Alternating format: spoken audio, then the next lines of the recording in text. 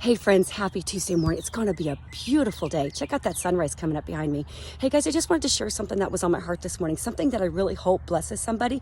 I know it did me. In Genesis 37, and I highly suggest that you read this chapter, it gives us a story of Joseph. I'm just going to kind of paraphrase the story here. So Joseph was the favorite son of Jacob. He was definitely, everybody knew he was the favorite son. So his brothers, as you can imagine, they didn't like him. Not only was he was the favorite son, but he was also quite a bragger. He had the gift of interpreting dreams, and so he interpreted lots of dreams that his brothers did not like. So read the chapter, it's amazing. But as we go through the chapter, it says, Jacob one day came to Joseph and he said, I want you to go out to the fields where your brothers are shepherding the flocks, and I want you to find out how they're doing and come back and report to me. But the story says, as the brothers saw Joseph coming, they plotted his death. Okay.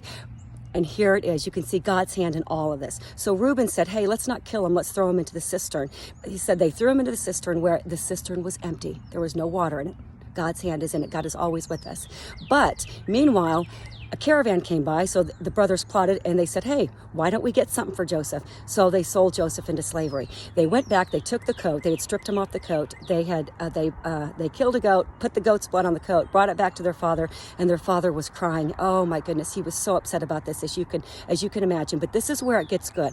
Verse 37 says, meanwhile, I'm going to paraphrase, meanwhile, Joseph was sold to Potiphar in Egypt, and Potiphar was the captain of the guard. This set everything into motion. You know, sometimes this meanwhile, I love it when we're crying and we're upset and we're wondering, why, Lord, why, Lord?